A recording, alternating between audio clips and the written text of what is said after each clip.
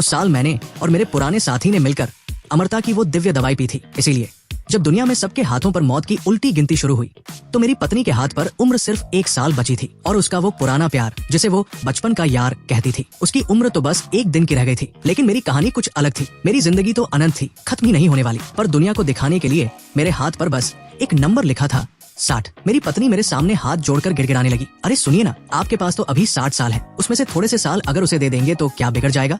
मैं आपसे भीख मांगती हूँ, प्लीज उसकी जान बचा लीजिए। अगले ही पल वो और उसका वो यार बिल्कुल पागल कुत्तों की तरह मुझ पर झपट पड़े। उन्होंने मुझे जमीन पर दबोच लिया। तभी मुझे अपनी कलाई पर एक ठंडी और चुभती हुई मशीन महसूस हुई। वो टाइम ट्रांसफर की मशीन थी, पूरी तरह गैर कानूनी। मैं बस बेबसी से देखता रहा और मेरे हाथ पर लिखे जीवन के साल घटने लगे। 65, 55, 15, 1 और आखिर में बचा बस 1 दिन। वो दोनों तो खुशी के मारे रोने लगे, पर मैं बस बेबसी में अपना सिर हिलाकर रह गया। अरे इन बेवकूफों को क्या पता कि ये डेथ क्लॉक मुझ पर काम ही नहीं करती। मेरी पत्नी रोते हुए बोली, सॉरी, मुझे माफ कर दो, मैं सच में बहुत शर्मिंदा हूँ, पर मैं उसे मरते हुए नहीं देख सकती थी। उसका जीना बहुत जरूरी है। तभी वो बचपन का यार यानी बादात राक्षस की तरह हंसा और बोला, हाँ, ओए बुढ़ऊ, तू फिक्र मत कर, अब से मैं तेरी पत्नी का ख्याल बहुत अच्छे से रखूंगा, ये मेरी गारंटी है।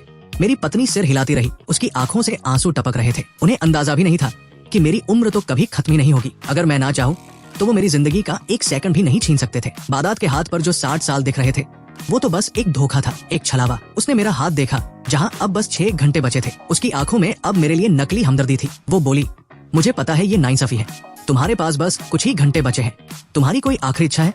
बताओ, मैं और बादात मिलकर उसे जरूर पूरा करेंगे, चाहे कुछ भी हो जाए। मैंने कहा, ठीक है, फिर मुझे तलाक दे दो। वो फौरन चिल्लाई, नहीं, मैं तुम्हें तलाक नहीं दूंगी, मैं तुमसे सबसे ज्यादा प्यार करती हूँ। वो तो बस बेचारा बहुत लाचार था, मैं उसे मरते देख नहीं सकती थी, समझो ना, मैं तलाक नहीं दूंगी। बादात पीछे खड़ा तमाशा देख रहा था। उसके चेहरे से वो शरीफ बनने का नाटक गायब हो चुका था। उसे शायद ये सब बहुत मजाक लग रहा था कि मरने से कुछ घंटे पहले कोई तलाक क्यों मांग रहा है। मैंने लंबी सांस ली और कहा, चलो ठीक है, तलाक नहीं देना तो मत दो, कुछ और कर दो। बादात चौड़ में आकर बोला, बोल भाई, जो मदद हो सकेगी जरूर करेंगे। मैंने मुस्कुराकर कहा, सीधी सी बात है, तू अपनी उम्र में से 35 साल मेरी पत्नी को दे दे।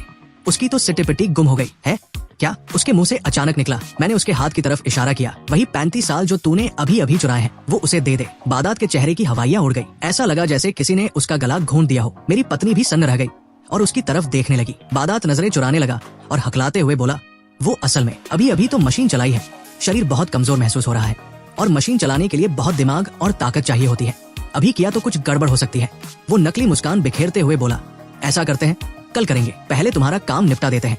मेरी पत्नी भी उसकी बातों में आ गई, हाँ, अभी बादात की तबीयत ठीक नहीं है, बाद में देख लेंगे। अच्छा सुनो, तुम्हारा गांव तो सम्राट किंग के मकबरे के पास है ना, चलो तुम्हें आखिरी बार तुम्हारे पुरखों के दर्शन करा लाते हैं। अभी 6 घंटे हैं तुम्हारे पास, वहाँ एक अगरबत्ती जला लेना। मैंने आंखें बंद की और सिर हिला दिया, चलो वही चलते हैं, वही मेरा असली घर है। हम कार में निकले। बादात गाड़ी चला रहा था, मैं पीछे बाई तरफ बैठा था और मेरी पत्नी दाई तरफ। वो मुझ पर झुक गई, मेरा हाथ थाम लिया और कंधे पर सिर रखकर रोने लगी, मुझे माफ कर दो, अगले जन्म में मैं तुम्हारी दासी बनकर तुम्हारा कर्ज उतारूंगी। इस जन्म में बादात का कर्ज था मुझ पर। उसने मेरी जान बचाने के लिए बर्फीली नदी में छलांग लगाई थी, तब से वो बीमार ही रहता है। मैं उसका ये एहसान कैसे भूल जाऊं? मैंने बस इतना कहा, तुम खुश रहो, बस वही काफी है। तभी सन्नाटे को चीरते हुए बादात का फोन बजा। उसने फोन उठाया और बहुत ही प्यार भरी आवाज में बोला, हेलो हुन्नी, कैसी हो? बस तुम्हें याद कर रहा था, तुम्हारे लिए एक सरप्राइज है।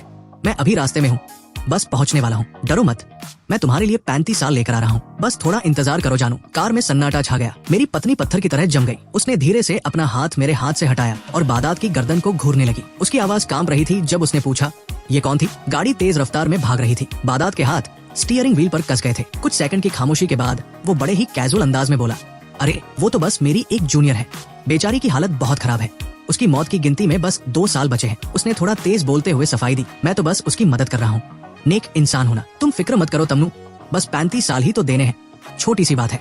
पर पत्नी का चेहरा उतर गया था, उसकी सांसें तेज चलने लगी और वो थर-थर कांपने लगी, जैसे उसके अंदर कुछ फट गया हो। वो दांत पीसते हुए बोली, मदद? मेरे पति की जिंदगी लूट कर तुम अपनी उस जूनियर की मदद करोगे? उसकी आवाज कांपते कांपते फटने लगी थी। बादात का सब्र जवाब दे गया। उसने गुस्से में स्टीयरिंग पर मुक्का मारा, तमन्नू तू ज्यादा पंचायत मत कर, समझी? वो बस एक जूनियर है और हमारा कोई चक्कर वक्कर नहीं है। उसने आईने में उसे घूरते हुए कहा, उस साल जब तुझे बचाने के लिए मैं नदी में कूदा था, तब से मैं बीमार रहने लगा और तूने उस वक्त मेरा साथ नहीं दिया, मुझे बीमार कहकर ठुकरा दिया। ये 60 साल तो मेरा हर्जाना है जो तू और तेरा ये बेकार पति मुझे देंगे। वो अपने हाथ के नंबर की तरफ इशारा करके बोला, मेरी उम्र है, मैं जिसे चाहूँ उसे दूं, तू बीच में मत बोल। मेरी पत्नी का चेहरा एकदम सफेद पड़ गया। ऐसा लगा जैसे किसी ने उसे कोड़ा मार दिया हो। वो बेबसी में सिर झुकाकर बोली, ठीक है, अब मैं कुछ नहीं पूछूंगी। बादात ने एक हिकारत भरी आवाज निकाली और गाड़ी की रफ्तार और बढ़ा दी। 2 घंटे की ड्राइविंग के बाद हम एक सुनसान जगह पर रुके। दूर दूर तक कोई नहीं था, बस मिट्टी के टीले थे। बादात रूखेपन से बोला, उतरो नीचे।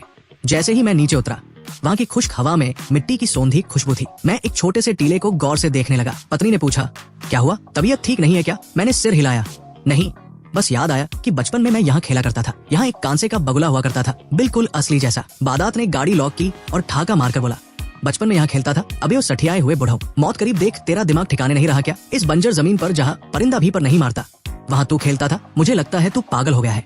वो मेरे पास आकर मुझे ऊपर से नीचे तक ऐसे देखने लगा जैसे मैं कोई म्यूजियम का अजूबा हूँ। अबे ओ, तू क्या अपने आप को 2000 साल पुराना राजा समझता है? ज्यादा फिल्में देख ली है क्या, या मरने से पहले याददाश्त चली गई है? मेरी पत्नी भी मुझे अजीब नजरों से देख रही थी। उसे भी लगा कि शायद मेरा दिमाग चल गया है, पर मुझे कोई फर्क नहीं पड़ा। तभी बादात का फोन फिर बजा। उसकी आवाज फिर से शहद जैसी मीठी हो गई। हेलो हुइन्नी, हाँ जानू, हम पहुंच गए, बस अपनी लोकेशन भेज, मैं अभी उम्र लेकर तेरे पास आता हूँ। उसने फोन रखा और हमें चलने का इशारा किया। जल्दी चलो, देर मत करो। वो आगे आगे चल रहा था और पीछे से मुझे ताने मार रहा था। सच में यार, तेरी जिंदगी भी कितनी झंड है। बीवी दूसरे के साथ भाग रही है, उम्र तेरी खत्म हो रही है और मरने से पहले तुझे अपने दुश्मन का सहारा लेना पड़ रहा है। तेरे पुरखों को पता चलेगा ना, तो वो अपनी कब्रों से उठकर तुझे कोसेंगे। बस कुछ ही घंटों की बात है, फिर तू इस दुनिया से आजाद हो जाएगा। ही पत्नी ये सब सुन रही थी और शर्म के मारे गड़ी जा रही थी। उसने हिम्मत जुटाकर मेरा हाथ पकड़ा और रोते हुए बोली, मुझे माफ कर दो बादात, ऐसा नहीं है, वो बस गुस्से में कुछ भी बोल रहा है, तुम बुरा मत मानना। फिर अचानक उसने जैसे कोई बड़ा फैसला लिया हो, सुनो, मेरे पास अभी 1 साल की उम्र बची है, मैं तुम्हें आधा साल नहीं, मैं तुम्हें 10 महीने दे देती हूँ, तुम 10 महीने और जी लोगे। उसकी आवाज लड़खड़ा रही थी। मैं नहीं चाहती कि तुम मरो, मैंने बहुत बड़ी गलती कर दी, चलो हम यहाँ से भाग चलते हैं। मुझे बादात के साथ नहीं रहना, मैं तुम्हारे साथ रहूंगी तुम्हारे आखिरी 10 महीनों तक। मैंने उसकी आंखों में देखा, वहाँ डर था, पछतावा था और बहुत कुछ था। पत्नी ने जब अपनी उम्र के 10 महीने मुझे देने चाहे तो उसकी आंखों में मौत का खौफ और अपने फैसले पर पछतावा साफ दिख रहा था। मैंने धीरे से उसका हाथ अपने हाथ से अलग कर दिया। मेरा इरादा बिल्कुल साफ था। मैंने कहा, जरूरत नहीं है, ये अपनी उम्र तू अपने पास ही रख। पत्नी का हाथ हवा में ही ठिठक गया। आगे चल रहे बादात ने पीछे मुड़कर देखा और एक जहरीली हंसी हंसा। अरे तमन्नू, रहने देना, इस मरियल आदमी को 10 महीने और जिंदा रखकर क्या करेगी? बस इसे दुख ही भोगना पड़ेगा। जल्दी पैर बढ़ाओ, फालतू का ड्रामा मत करो। मौत की उल्टी गिनती में अब बस 3 घंटे बचे थे। पहाड़ी रास्ता मुश्किल था। बादात बार बार फोन देखकर रास्ता ढूंढ रहा था और बड़बड़ा रहा था। हम पुराने खंडहरों और मिट्टी के ढेरों के बीच से गुजर रहे थे। तभी मैंने एक खाली जगह की तरफ इशारा करते हुए कहा, यहाँ कभी एक बहुत बड़ा ऑब्जर्वेशन डेक हुआ करता था, मैं अक्सर तुम्हें यहाँ अपनी बाहों में भरकर नजारे दिखाया करता था। बादात फिर से खिलखिलाकर हंसा। ले भाई, इसका पागलपन तो बढ़ता ही जा रहा है।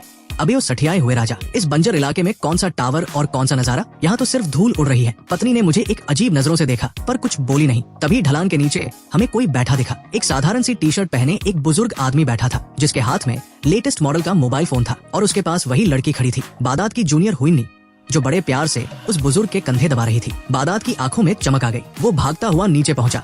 नी देखो, मैं आ गया। लड़की ने सिर उठाया पर वो खुश नहीं हुई।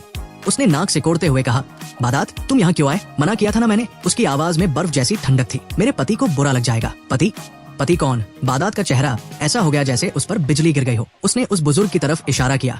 ये बूढ़ा तेरा पति है? बादात का गला रुंध गया। नी, फिर मेरा क्या? नी ने उसे ऐसे देखा जैसे वो कोई कचरा हो, एक्स बॉयफ्रेंड हो और क्या। ब्रेकअप हो चुका है हमारा, साफ साफ बताया तो था। अब मेरे पीछे मत पड़ा करो। पीछे से मेरी पत्नी ने भी ये सब सुन लिया। वो हक्की बक्की रह गई। ये तुम्हारी जूनियर नहीं, तुम्हारी एक्स गर्लफ्रेंड है।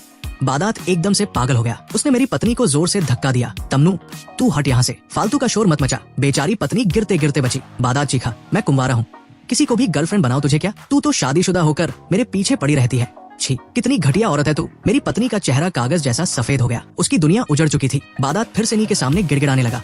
नी, ये देखो, मैं उम्र लेकर आया हूँ, 60 साल। मैं तुम्हें 35 साल दे दूंगा। नहीं, सब तुम्हारा है।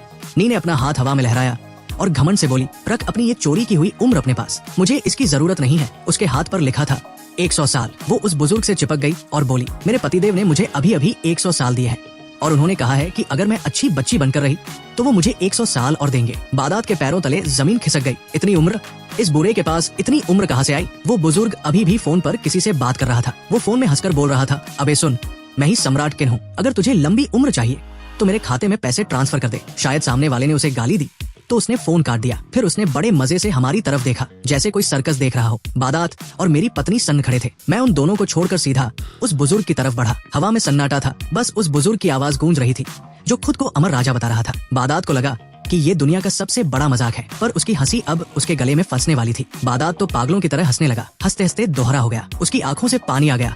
वो उस बुजुर्ग की तरफ इशारा करके बोला, हाँ, अबे ओ बुढ़ऊ, तू भी क्या गजब का खिलाड़ी निकला रे। मरने से पहले एक नया बाप ढूंढ लाया। ये जो ठगों के गिरोह का सरदार है, यही तेरा बाप है क्या?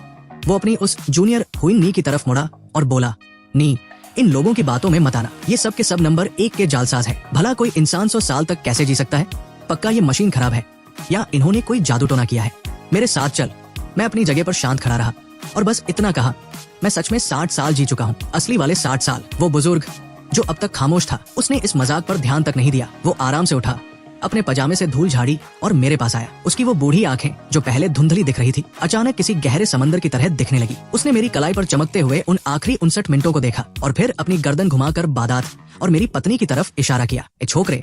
उसकी आवाज किसी शेर की दहाड़ जैसी थी जिसमें हल्की सी शराब की गंध और ढेर सारी नफरत घुली थी। ये दोनों कौन है? मैंने बिना किसी भाव के जवाब दिया। ये बादात है और वो मेरी पत्नी लिन तामनो। इन दोनों ने मिलकर उस काली मशीन से मेरी जिंदगी के 60 साल निचोड़ लिए हैं। बुजुर्ग की भौहें तन गई। उसकी आंखों में एक अजीब सी चमक आई, जैसे कोई शिकारी अपने शिकार को देख रहा हो। वो मुस्कुराया और मेरी तरफ देखकर बोला, हूँ तो तू फिर से बाहर आकर कमजोर होने का नाटक कर रहा है ताकि इन बेचारों को अपने जाल में फंसा सके। साला बड़ा भारी शिकारी बना फिरता है। बादात को कुछ समझ नहीं आ रहा था कि हम क्या बातें कर रहे हैं। उसे लगा हम दोनों बाप बेटे मिलकर उसे डरा रहे हैं। वो चिल्लाया, ओ बुढ़े, अपनी आंखें खोलकर देख। तेरे इस लाडले बेटे के पास जीने के लिए 1 घंटा भी नहीं बचा है। 1 घंटे में ये फुस हो जाएगा, समझा? उसके चेहरे पर एक शैतानी खुशी थी। वो दांत पीस कर बोला, इसका समय छीनना तो मेरा हक था क्योंकि ये मेरी उधारी थी। ऐसे बेकार लोगों का अंत ऐसा ही होना चाहिए। फिर उसने बुजुर्ग पर थूकते हुए कहा, और तू जो सम्राट बना फिरता है, तू भी कूड़ा है। बड़ा आया अमरता का नुस्खा बांटने वाला। मेरी पत्नी जमीन पर बेजान पड़ी थी। उसकी आंखों की चमक जा चुकी थी। बादात की कड़वी बातों ने उसके दिल के आखिरी टुकड़े भी कर दिए थे। तभी उस बुजुर्ग ने बादात को ऐसे देखा जैसे कोई इंसान अपने पैर के नीचे दबे कीड़े को देखता है। उसने अपने कान खुजलाते हुए बड़े इत्मीनान से कहा, ये जो मौत की घड़ी तेरे हाथ पर चल रही है ना, ये हमारे लिए महज एक खिलौना है। ये सब नकली है। बादात भड़क गया, क्या बकवास कर रहा है? पूरी दुनिया इसी नियम पर चलती है, तो तुम्हारा समय नकली कैसे हो गया? बुजुर्ग ने अपने पैर के नीचे की जमीन की तरफ इशारा किया और गरजते हुए बोला, क्योंकि मेरा नाम यांग है, वही नाम जो 2000 साल पहले सम्राट किंग का था। क्योंकि ये जमीन 2000 साल पहले मेरा घर थी और क्योंकि अमरता का वो अमृत मैंने खुद अपने हाथों से बनाया था। वो जोर से हंसा और बोला, अरे ओ बुड़बक, जो समय तूने इससे छीना है वो तो महज एक छलावा था। तूने अमरता के समंदर से एक बूंद नकली पानी चुराया है और समझ रहा है कि तू अमर हो गया। तू तो महामूर्ख निकला। बुड़बक शब्द बादात के कान में किसी गर्म लोहे की तरह लगा। उसका चेहरा एकदम से उतर गया, बिल्कुल काले पड़ चुके कलेजे की तरह। उसे समझ आ गया था कि उसने जिसे बर्बाद किया वो तो खुद बर्बादी का देवता था। बादात गुस्से और डर से कांप रहा था। उसे अपनी आंखों पर यकीन नहीं हो रहा था। वो पागलों की तरह चीखने लगा, मैं नहीं मानता, ये सब झूठ है। उसकी आवाज ऐसी फटी हुई निकल रही थी जैसे किसी जंगली जानवर को पिंजरे में डाल दिया गया हो। तुम लोग सिर्फ टाइम पास कर रहे हो। बस 1 घंटा रुक जाओ, बस 1 घंटा और। बादात की आंखें खून की तरह लाल हो गई थी। वो मेरी कलाई को ऐसे घूर रहा था जैसे अपनी आंखों की आग से मेरे हाथ पर लिखे नंबरों को जला देगा। अभी रुक, जब तू मरेगा ना, तब देखूंगा कि ये लोग क्या नाटक करते हैं। हुईनी अब मेरे पिता के पीछे छिप गई थी। वो दोनों चुपचाप बादात का ये पागलपन देख रहे थे। वक्त बीतता गया। उस पहाड़ी पर सिर्फ बादात की भारी सांसें और मेरे हाथ पर चलती उस घड़ी की टिक टिक सुनाई दे रही थी। बादात ने अपनी मुट्ठियां इतनी जोर से भींची कि नाखूनों से खून निकलने लगा। वो अचानक हंसने लगा, एक डरावनी और खोखली हंसी। बस अब होने ही वाला है। तभी मेरे हाथ पर लिखे नंबर एक आखिरी बार चमके और पूरी तरह गायब हो गए। वहाँ अब कुछ नहीं था, बिल्कुल साफ खाल, जैसे वहाँ कभी कोई नंबर था ही नहीं। मैं चुपचाप अपनी जगह पर खड़ा रहा और बड़े आराम से अपनी कलाई घुमाई। मैं बिल्कुल ठीक था। मेरा एक बाल तक बाका नहीं हुआ था। उसी पल बादात के चेहरे की वो शैतानी हंसी पत्थर की तरह जम गई और फिर कांच की तरह चकनाचूर हो गई। वो सन्न रह गया जैसे काट मार गया हो। नहीं, ये नहीं हो सकता। वो बड़बड़ाने लगा। वो पागलों की तरह मुझ पर झपटा और मेरा हाथ पकड़ लिया। उसने हाथ को उलट पलट कर देखा, उसे रगड़ा, पर वहाँ मौत का कोई निशान नहीं था। मशीन, हाँ उस मशीन में गड़बड़ है। वो हकलाने लगा। डर के मारे उसकी आवाज फट गई थी। उस काली मशीन ने मेरा समय निगल लिया। पक्का उसने मेरा टाइम कार्ड खो दिया होगा। वो खुद को तसल्ली देने के लिए उठटांग बातें किए जा रहा था। उसे अपनी आंखों के सामने दिख रहे सच पर यकीन ही नहीं करना था। मेरी उम्र कहाँ गई? मेरे पास तो 60 साल होने चाहिए थे। उसने घबराकर अपने हाथ की तरफ देखा। जहाँ 60 साल होने चाहिए थे वहाँ अब सिर्फ 59 मिनट बचे थे। नहीं, ये गलत है। 60 साल थे मेरे पास, ये 59 मिनट कैसे हो गए? वो मुझसे ऐसे दूर हटा जैसे मेरा हाथ कोई दहकता हुआ कोयला हो। उसकी उंगलियां कांप रही थी। तभी मेरी पत्नी ने सिर उठाया। उसकी सूनी आंखों में अब मेरा चेहरा दिख रहा था। पहले तो वो हैरान हुई, फिर धीरे धीरे उसे समझ आने लगा कि क्या हुआ है, और फिर उसका चेहरा गहरे पछतावे और गम से भर गया। वो थर-थर कांपने लगी, उसके गले से दर्द भरी आवाजें निकलने लगी। उसे अब समझ आ गया था कि उसने क्या खो दिया है। उसने एक असली अमर इंसान को छोड़कर एक ऐसे चोर को चुना जिसकी जिंदगी अब सिर्फ एक दिन की मेहमान थी। वो चोर जिसने उसे इस्तेमाल किया और उसकी इज्जत तक नीलाम कर दी। उसने खुद अपने हाथों से अपने पति को मौत के मुंह में धकेला था, पर उसे क्या पता था कि वो मुंह ही नकली था। उसे अपनी बेवकूफी पर ऐसी हंसी और ऐसा दुख हुआ कि वो वही जमीन पर ढह गई। अब उसमें रोने की ताकत भी नहीं बची थी। मेरे पिता को अब ची होने लगी थी। उन्होंने अपने कान खुजलाते हुए चिनकर कहा, अरे भाई, कितना शोर मचाते हो तुम लोग। कान पका दिए एकदम, जैसे लग रहा है कि कौनो मछली बाजार में आ गए हैं। उन्होंने ठंडे लहजे में कहा, साफ साफ सुन लो, हम दोनों बाप बेटे अमर हैं। हमारे पास कितना समय है और हम किसे देना चाहते हैं, ये हमारा हक है। जब तक हम नहीं चाहेंगे, दुनिया की कोई मशीन हमारा एक सेकंड भी नहीं छीन सकती। उन्होंने बादात या मेरी पत्नी की तरफ मुड़कर देखा तक नहीं। वो सीधे मेरे पास आए और बड़े प्यार से पर थोड़े गुस्से में मेरे कंधे पर हाथ रखा। उनके चेहरे पर बेटे के बचने की खुशी नहीं, बल्कि एक अजीब सी शिकायत थी। अबे ओ नवाबजादे, उन्होंने मेरी पीठ पर एक जोरदार धौल जमाई। उनका हाथ काफी भारी था। पूरे 100 साल बीत गए और तू एक बार भी अपने बूले बाप से मिलने नहीं आया। वो बड़बड़ाने लगे, तुझे क्या पता कि ये बुढ़ापा अकेले काटते हुए मैं कितना बोर हो गया हूँ। उन्होंने मेरी पीठ पर इतनी जोर से धौल जमाई कि मैं थोड़ा आगे को झुक गया। मैंने अपना चेहरा ऊपर उठाया और उनके उस गुलाबी और चमकते हुए चेहरे को देखा। उनके पीछे वो नी बड़े सलीके से उनके कंधे दबा रही थी। मैंने तिरछी नजरों से उनकी तरफ देखा और जरा तंज कसते हुए बोला, ताकि वहाँ खड़े सब लोग सुन सके, अरे छोड़िए भी पिताजी, आपके महल में तो सैकड़ों रानियां आपकी सेवा के लिए कतार में खड़ी रहती हैं। फिर भला आप अकेले कैसे हो सकते हैं? आप बोर हो रहे हैं, ये बात तो गले नहीं उतरती। इधर बादात की आंखों में खून उतर आया था। वो कभी मेरी साफ कलाई को देखता तो कभी पिताजी के चमकते चेहरे को, और जब उसकी नजर नी के हाथ पर लिखे 102 साल पर पड़ी तो उसकी रही सी अक्ल भी घास चरने चली गई। उसके चेहरे की नसें ऐसे फड़क रही थी जैसे खाल के नीचे हजारों कीड़े रेंग रहे हों। वो पागलों की तरह चिल्लाया, ये सब झूठ है, ये सब कोई काला जादू है या कोई हाईटेक धोखा। तुम सब मिले हुए हो। उसने नींद की तरफ उंगली उठाई और चिल्लाया, तू और ये बुढ़ा एक ही थाली के चट्टे बट्टे हो। तुम लोगों ने मिलकर मुझे फंसाया है ना। नींद ने उसे ऐसे देखा जैसे वो कोई गंदी नाली का कीड़ा हो, और घृणा से अपना मुंह फेरकर पिताजी के पीछे छिप गई। पिताजी ने बादात के इस पागलपन पर ध्यान ही नहीं दिया। पिताजी ने बड़े आराम से अपनी कलाइयां घुमाई, जैसे कुश्ती से पहले कोई पहलवान अखाड़े में उतरता है।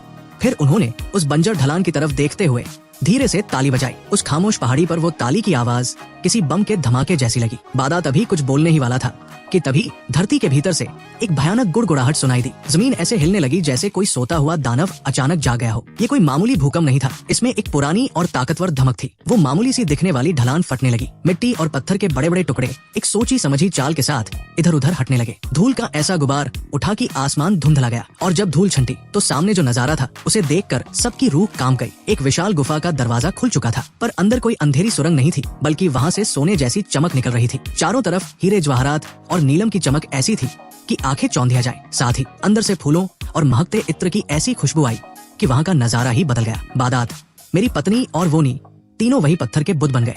उनके मुंह खुले के खुले रह गए और आंखें फटने को हो गई। गुफा के अंदर एक चौड़ा रास्ता था, इतना चौड़ा कि वहाँ से 2 रथ एक साथ निकल सके।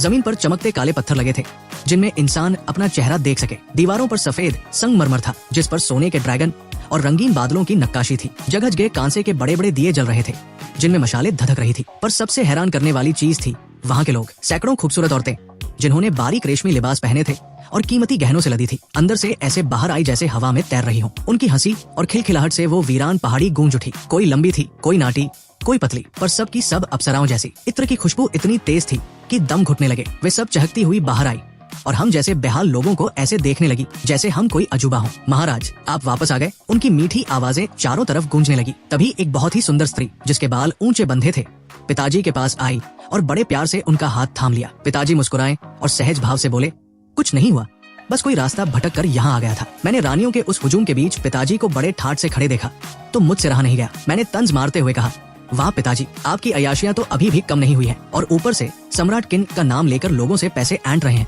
ये तो सरासर धोखाधड़ी है। पिताजी की हंसी पल भर के लिए रुक गई। उन्होंने लाचारी वाला चेहरा बनाया और कंधे उचकाकर लंबी सांस ली। फिर उन्होंने उस रानियों की भीड़ की तरफ इशारा किया। पिताजी बोले, अरे बेटा, तू तो घर से बाहर रहा, तुझे क्या पता कि आजकल महंगाई कितनी बढ़ गई है। ये देख रहे हो, हजारों मुंह हैं जिन्हें खिलाना पड़ता है। कोई कहती है मुझे महंगे रेशमी कपड़े चाहिए, किसी को लेटेस्ट फैशन का मेकअप चाहिए, और तो और ये सब दिन भर मोबाइल पर वीडियो देखती रहती है और रील्स बनाने के चक्कर में मेरा सारा खजाना खाली कर देती है। उन्होंने बड़े ही मासूमियत के साथ अपना चेहरा बनाया। सबको लगता है कि सम्राट होना बड़ा आसान है। अरे पैसा नहीं होगा तो क्या ये सब भूखी मरेंगी? मेरा भी तो दिल है, आखिर कहाँ से लाऊं इतना पैसा? मेरा तो मन करता है कि 2-4 सोने की ईंटें बाजार में जाकर बेच आऊं, पर डर लगता है कि कहीं पुलिस पकड़ के न ले जाए। इसीलिए तो ये छोटा मोटा डोनेशन वाला धंधा चालू किया है। इधर बादात की तो जैसे जान ही निकल गई थी। वो जमीन पर ऐसे ढेर हो गया जैसे उसके शरीर की सारी हड्डियां गायब हो गई हों। वो फटी फटी आंखों से उस चमकते हुए पाताल महल को देख रहा था, उन रानियों को देख रहा था जो किसी पुरानी कहानियों की अप्सराओं जैसी लग रही थी। अब उसके मन से वो आखिरी वहम भी निकल गया था कि ये सब कोई नाटक है। उसे समझ आ गया था कि उसने मौत के असली राजा से पंगा ले लिया है। हवा में रानियों की खिलखिलाहट गूंज रही थी, पर बादात के कान में वो मौत की घंटी की तरह लग रही थी। वो किसी मरते हुए कुत्ते की तरह घिसटता हुआ पिताजी के पैरों के पास आया। वो अपना सिर पत्थर जैसी जमीन पर पटकने लगा। टप टप टप उसके माथे से खून निकलने लगा। आंसू और नाक की गंदगी उसके पूरे चेहरे पर फैल गई। वो कांपती आवाज में गिड़गिड़ाने लगा, हुजूर माफ कर दीजिए, मेरी आंखों पर पर्दा पड़ गया था जो मैंने साक्षात सम्राट और राजकुमार को नहीं पहचाना। मुझ नाचीज को माफ कर दीजिए। उसने गंदा और खून से लथपथ चेहरा ऊपर उठाया। महाराज, वक्त बहुत कम है, मुझे थोड़ा और समय दे दीजिए। मैं मरना नहीं चाहता। आप तो अमर हैं। आपके लिए तो 1 साल या 10 साल चुटकी बजाने जैसा है। मुझे बस 10 साल दे दीजिए, नहीं तो 5 साल ही सही। अरे 1 साल ही दे दीजिए महाराज, मैं आपके पैर पड़ता हूँ। उसका रोना धोना पूरी पहाड़ी पर गूंज रहा था। पिताजी ने अपने कान ऐसे खुजलाए जैसे कोई मक्खी भिनभिना रही हो। उन्होंने नीचे देखा तक नहीं कि बादात उनके पैरों में पड़ा है। उन्होंने मेरी तरफ देखा जैसे पूछ रहे हो कि इसका क्या करना है। मैंने बड़े शांत भाव से बादात से पूछा, क्यों भाई, अब तुम्हारी घड़ी में कितना टाइम बचा है? बादात ने झटके से अपनी कलाई देखी। उसकी चोरी की हुई उम्र घट रही थी। 10 मिनट, सिर्फ 10 मिनट। नहीं, वो चिल्लाने लगा और अपने हाथ पर लिखे नंबरों को जोर जोर से पीटने लगा जैसे उन्हें दबाकर रोक लेगा। पर अचानक उसके अंदर डर की जगह एक पागलपन सवार हो गया। वो खड़ा हुआ और हमारी तरफ उंगली दिखाकर चीखने लगा, समय नहीं दोगे ना? ठीक है, मैं तुम लोगों के खिलाफ केस करूंगा। सरकार तुम लोगों को छोड़ेगी नहीं। मैं अभी पुलिस के पास जा रहा हूँ, तुम सबको जेल भिजवा दूंगा। वो पागलों की तरह बिना जूते चप्पल के सिर पर पैर रखकर उस पाताल महल के रास्ते से दूर भागने लगा। वो किसी बिना सिर वाली मक्खी की तरह इधर उधर टकरा रहा था। दूसरी तरफ मेरी पत्नी चुपचाप जमीन पर बैठी थी। उसकी आंखें बिल्कुल पत्थर जैसी हो गई थी। पिताजी ने बादात को भागते देख एक हिकारत भरी हंसी हंसी। उन्होंने मुझसे पूछा, ये जगह कितनी बड़ी है रे? मैंने चारों तरफ फैले उस वीरान और रेतीले इलाके को देखा और कहा, पिताजी, उस जमाने में दुश्मनों और चोरों से बचने के लिए इस महल का दरवाजा बहुत ही सुनसान जगह पर बनाया गया था। यहाँ से सबसे नजदीकी पुलिस स्टेशन भी 20 किलोमीटर दूर शहर में है।